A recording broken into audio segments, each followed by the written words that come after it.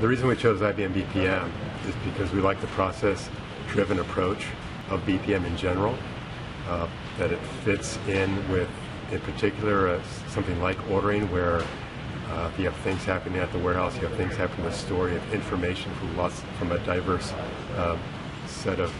diverse database coming from different places that can all be tied together, and BPM does that well.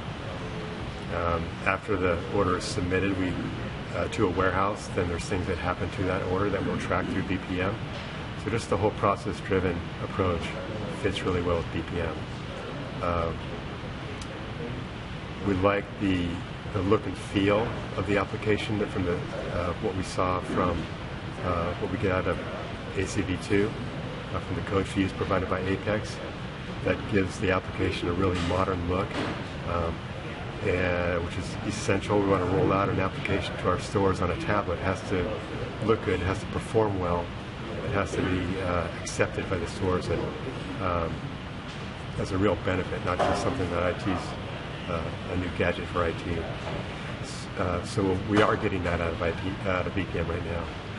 If we go back 6 months, a year, 2 years from today, and you look at the way IT was developing applications for the company, that process had become inadequate. The typical process was you'd have a few meetings with the business stakeholders, you take some notes, you take some requirements, you try to write them up, try to get them to agree what they want, and then a developer would go off and do the work and then come back sometime later with hopefully a solution. Well, that doesn't really work anymore either. The applications are too complex, they're too big. One person may not have all the understand the business well enough to actually deliver the application being looked for. Plus it takes too long. There's a lack of visibility for the business stakeholder of what's actually going on week to week. So all these things combined, we knew we needed to do something differently. We knew we wanted to do this agile process, the formal agile methodology, but we didn't have the skills to get us there. And we didn't have anybody internally that had ever developed code like that. So when Apex came along to help with that process as well and implement the formal agile methodology really strictly, right from the get-go, it has helped not just develop the application, but get everybody on board. When I say everybody, I mean the developers. Get the developers on board, get their buy-in that this is actually a better way to do things than we were doing previously. And that's happened. That's definitely happened.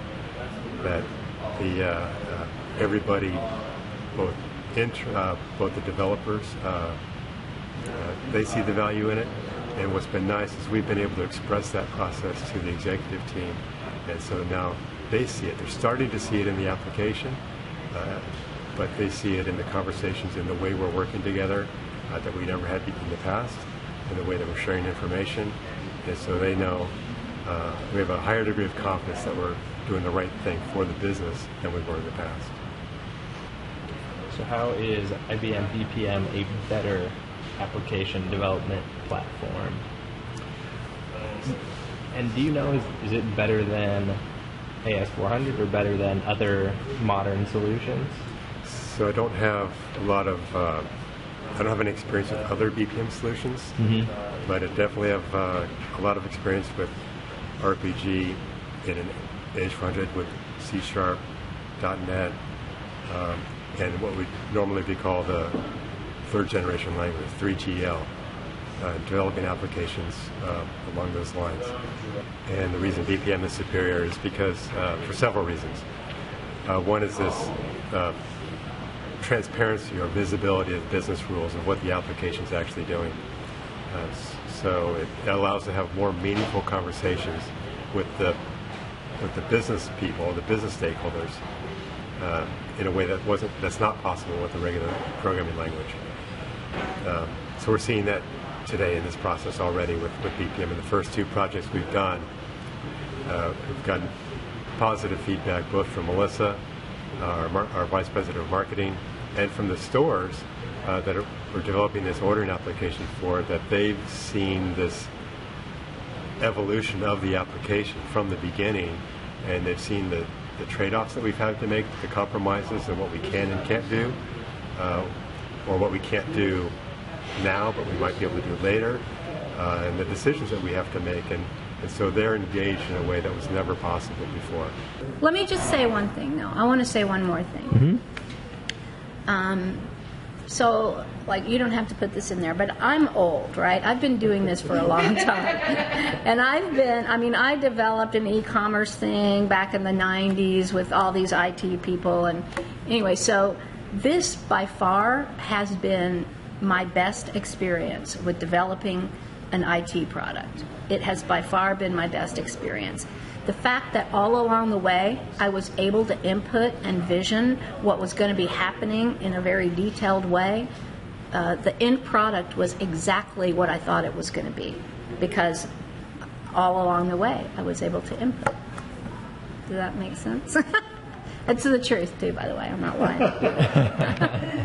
The new order guide process is really more of an agile approach, meaning that we really can change anything we want at any time.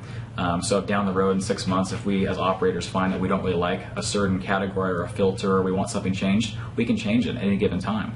This is something that's going to be a work in progress. It's going to be adapted to all of the operators, and we're all going to have input as to what we need in terms of information to make better decisions on the sales floor when we order for our stores. But there's another aspect to collaboration on the developer side that BPM excels at that's not possible with the regular programming language, and that is the way the process center works, in that all the developers that are on this project are in the application at the same time, and so the work that I do, or the work that a developer does, is immediately visible to all the other developers. It's not like they have to check out code. They do the work, then you re-import this code, and then you have a process to merge all this stuff together later. The work they're doing is already all together. So that's not just a time saver, but it creates conversations within the development team about, they all know what each other are doing. And they know that if what I was working on doesn't work anymore, it's a really quick solution. It's a really quick to find out what happened or who did it, because of the environment within BPM. There's also a real good fit between BPM and Agile. You could have BPM without Agile, you could have Agile without BPM, but it's an excellent fit. It's easy to fit the way you have to do things in BPM to the Agile process. That's been, because my previous experience with design philosophies and development philosophies is a lot of times there's no real fit between the theoretical and the practical. And here there is. Yeah, there is. BPM, it really works. BPM theory fits the Agile way of doing things. Yeah, and I really like having those. Well, but first we were having weekly playbacks, and frankly, That was too much. that was too often to have an iteration for, to have just a 1 week iteration, because you spend so much time on the build up and the tear down of the iteration that doesn't give you a whole lot of time to get anything done, especially when you're starting out and you're not very fast at anything. So, but now that we're in a 2 week iteration period, I really like that. It gives us enough time to get something accomplished and then go present it to the users. They see that in 2 weeks we have made some progress. They give us feedback. They see that they made a suggestion 2 weeks ago and we've incorporated it, and now they can see it on the screen. They like it. They like seeing that, and I like getting the feedback from them and knowing that we're proceeding in the right direction, rather than, the old style, which is work for something on 2 months and then find out it's not what they wanted at all.